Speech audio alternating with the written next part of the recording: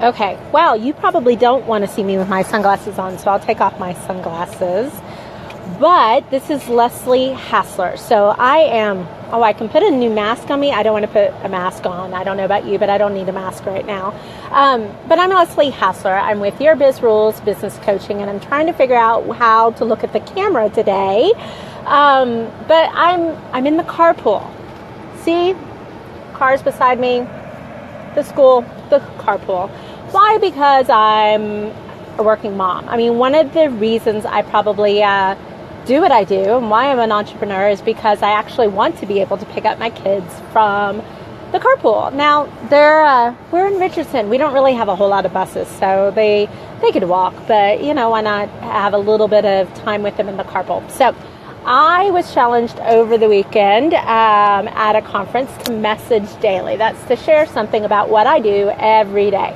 So I was like, wow, that can be really hard. Like, how can I pick one time every day that I can do something like Facebook Live? And I was like, well, what do I do every day? And I was like, I sit in carpool every day, at least for 30 minutes every day. So that's why I'm here in carpool talking to you. So I thought I would talk to you about niche in business. And I'm talking to you about this because I was having a conversation this morning with a really interesting business. And they asked for my opinion on a marketing message. And I couldn't answer it. I really couldn't. And part of the reason why I couldn't answer the question is because the niche, right? He couldn't really tell me who his ideal client was.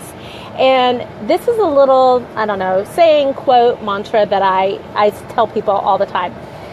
When you're talking in business or who you serve, even if you're like a contract, like you subcontract for other companies and you don't maybe consider yourself a business, but you're a 1099, you can still use this, okay?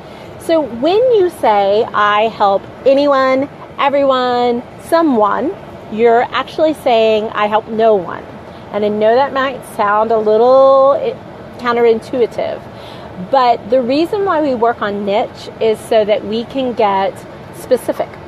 And when we're specific, we help our ideal client say, oh, that's me. That's why the words like anyone, someone, everyone, that's why it's nebulous. It doesn't help you in telling others what you do. So in answering this comment about marketing message, how to market my business, where should I be, what networking group should I be, what should I say, all of these questions that you might be having in your business really stem from niche. So what is niche? Let's start really, really high level. So niche for me, and the way I classify it and the way a lot of other coaches classify it, is that you need three components. You need the person you like to work with, because I don't know about you, I don't have time to work with people I don't like. So you need to start there. So if you don't like maybe a personality, or maybe a personality isn't easy to work with, I can work with like engineering minds, but really strict engineers, not going to happen. If you're a rule follower, probably not the best person for you, because I break rules all the stinking time. Knowing who you like to work with is really, really key, because why not enjoy who you're working for? So that's number one. Know who you like to work for. The second problem is, or the second part of that ideal client, okay, that we're talking about with niche, is they have to know they have the problem that you solve, okay? And not only do they need to know it, they need to want to do something about it. So that means I can know I should lose 10 pounds. Now, do I want to do something about it? Maybe, maybe not, right? Or I might have the problem that you solve, and you might know without a doubt, I've got the problem, but I can't see it. Well, to swoop in and say, oh, I can solve whatever it is, isn't helpful, right? That's not an ideal client, because now you not only have to tell them about all the great work that you do and how to work with you and all that nice fun stuff, but then you got to convince them they have the problem. So if they don't have the problem, they're not part of your niche. The third little lovely element, we all love this part, right? They actually are willing to pay for the solution, okay? Too many times I hear Nobody wants to pay for that. Everyone's telling me I'm too expensive. I'm already the most expensive in my industry. Nobody will pay for blah, blah, blah, blah, blah. Okay. Those are the things we tell ourselves when we're hearing too many no's. But what it really is showing that you're not in the right niche, right? You're not attracting that right ideal client. So you have to get some of these things really nailed down so that you're working with the right person. Now, niche is really interesting. Niches, it can be taken so many different ways. Like it could be the type of person you like to work with. So women business owners, that's really not a niche, that's a category. Let me put it this way. So if you say, I love to work with people who like wine, who like to travel, and who have a good sense of style. That's like enough information to get you into the right country, right? But a niche is about being in the right city, right? The right metropolitan area for your business, not just the right country. I hope that makes sense, where you need to come down in detail for that. And it can include what we call demographics. Okay, demographics are sex, religion, meaning male or female. Come on, people. Religion, political, household income, part of the country they live in, all the, if you will, the facts and figures of a person. Okay. Then it also includes psychographics, and psychographics really are the really cool part of marketing. This is really where you start to get into what people value. What will they spend money on? Most people will spend money on 3 things, like go crazy on 3 things. What are your person's 3 things, right? Where do you know that they like to hang out? What are they doing on their off time? What kind of car are they driving? What kind of food are they eating? What choices are they making in their lives? Now, this sometimes is a little harder to just say, instead of like checking off boxes like the demographic is. This is a little harder because you have to get to know people, right? You really have to get to know who your ideal client is in this niche kind of component so that you can talk to them in the way. And I'm laughing because all my fellow moms that sit in Carpool with me are coming on. So hi guys, I have Heather and Leanne. Hi. I saw Meredith was watching a little bit ago, so that's kind of funny. We're all in Carpool on Facebook. See, good time to be on Facebook. So really when you're thinking about this niche component, right, we don't want to stay high level. We want to get as detailed as necessary, but not too detailed, right? You don't want to get so specific in your niche that you're trying to look for a needle in a haystack, because that's no fun either. You really want to get specific enough and then go out and test and measure. Now, what's fun about once you get the demographics and the psychographics is you delve into that problem. And a lot of times people talk about, what keeps people up at night.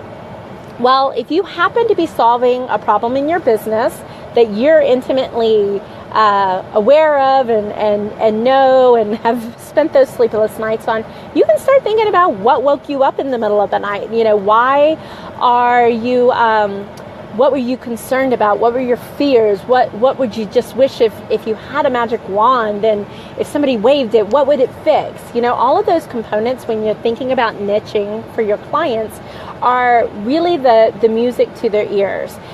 Sometimes if I'm going to talk about time, because time management's a really big part of being a good business owner, I'll say, have you ever woken up in the middle of the night suddenly remembering that one thing that you had to get done yesterday and you didn't do? I mean, who hasn't done that?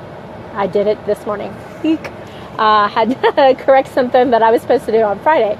So, we all have those moments. It's just paying attention to what those moments are.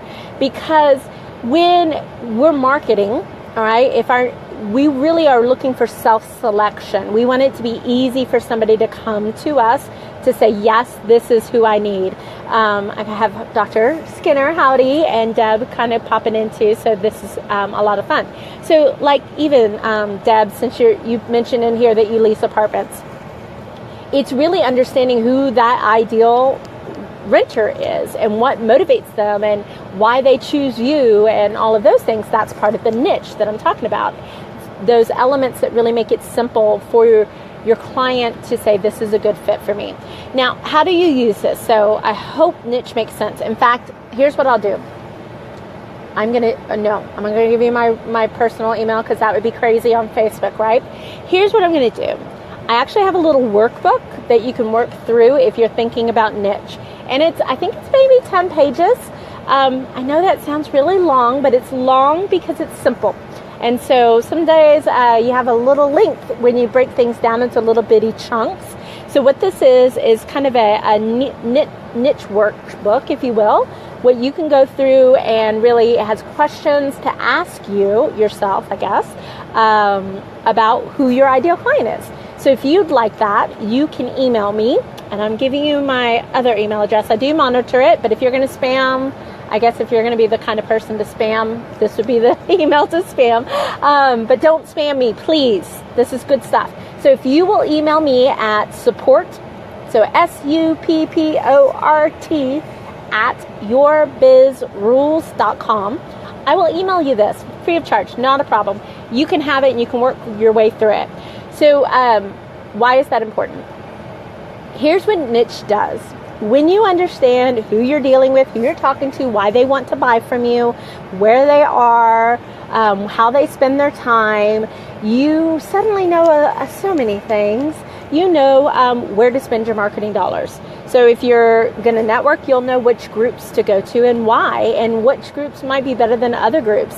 You might also be able to tap into what I'll call, medium-sized pond with big fish, or not as many big fish, so you have little competition because you're thinking outside of the box. Sometimes my design business, my church was fabulous for my design business, not because I was marketing in my church. Let's get this right. I wasn't selling everybody in my church, but because it enabled me to have personal relationships with people, the same people that would like to use those services. I actually got clients out of my church. A lot of people find this the way it is. So that personal connection, being where, maybe non-traditionally marketing always helps. You've always heard that always be selling. I don't know that I believe in 100% always be selling, but I think you should be always open to selling. Too many times in our personal life, we turn off what we do because we're tired, and that's golly gravy. Understand that. But you really can use this niche guide to help you decide things like that.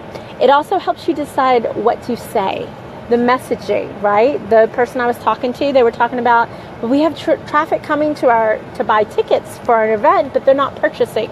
So I need a message that will help them buy. And it's like, well, you really need to get in touch with who they are, because it's not so much what you want to say, but what they need to hear that's really important. And sometimes that's really, really basic, like not even what I would call salesy or marketing at all, just basic stuff, basic information.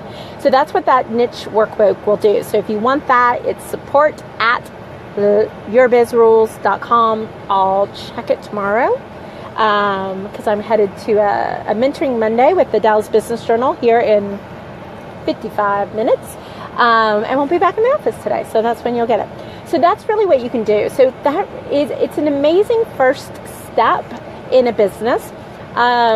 People skip this step all day long. All day long, they skip this step, okay? So remember, we want to know people we like to work with, people that know they have the problem and want to do something about it, ching, and then people that are willing to pay. So that's kind of high level stuff. The niche workbook will walk you through all the rest of those. But what I will also say about this is you don't have to hit it out of the park the first time, right? If you do something like the niche workbook that I'm offering you, if you do that, that's a great first start. It's like good is good enough, and that's really what we're after. We're after good is good enough, because business is not about hitting it out of the park really the first time. In fact, I've been searching. I've yet to find anybody hit it out of the park the first time, the first 10 times, honestly. Usually it takes learning. Being a business owner, owning your own business is on-the-job training, right? We just need to get good enough, and then we need to go out there and prove it or disprove it, okay? And, I love when I networking, when I'm messing with the message, when I'm trying to figure out what people really respond to. I love networking because it's like market research. I can tell if my ideal client because I can identify them, right, is responding. And so that's really what's cool. So know that you just need to be good enough for the niche, as long as you got those big three first, right? Like them, they know they have the problem and they'll pay. Then it's about learning. And as you learn, here's what you'll find out. Like the first year of your business, you're probably not doing the best work. Only because you're not working with the best clients, if this makes sense, for your work, because you're learning. They're learning, you're learning. And as you learn, you go back to that niche and you improve the niche. You choose, you shift, you come over. Like a lot of times what I'll find is people will get that, like, I like to work with these people, spot on, and they know they have a problem, spot on, but they can't pay. Well, then they're not the right people. We got to shift. So we get that full trifecta. And so as you're using things like the niche workbook to give your message and tell you where you need to be marketing and how, use that information to up-level the client. So this is what it looks like. You come out of the bank, you're working with some decent clients, right? Maybe not not able to pay your full price. They're like beta clients, and you learn a little something about you and a little bit of something about them. And so you put that into your marketing so that you're up-leveling your client. Well, every time you up-level your client, what you're able to do is charge more. And when you can charge more, you actually do better work. And when you do better work, you get better results. And when you do better results, you get better clients. And then, oh my gosh, you can increase your price again. And you can spiral up like this until, what your business looks like in year 1, what your business looks like in year 10 will be night and day. And that's okay. So that's all I have to say, because we have 3 minutes left. And it's Carpool. And I've got to go. So this has been Leslie Hassler with Your Biz Rules Business Coaching, doing a little coaching from the car. So hopefully we're going to try to make this a daily habit, almost daily habit. We'll work hard on that. And we'll see you tomorrow. Okay, thanks guys.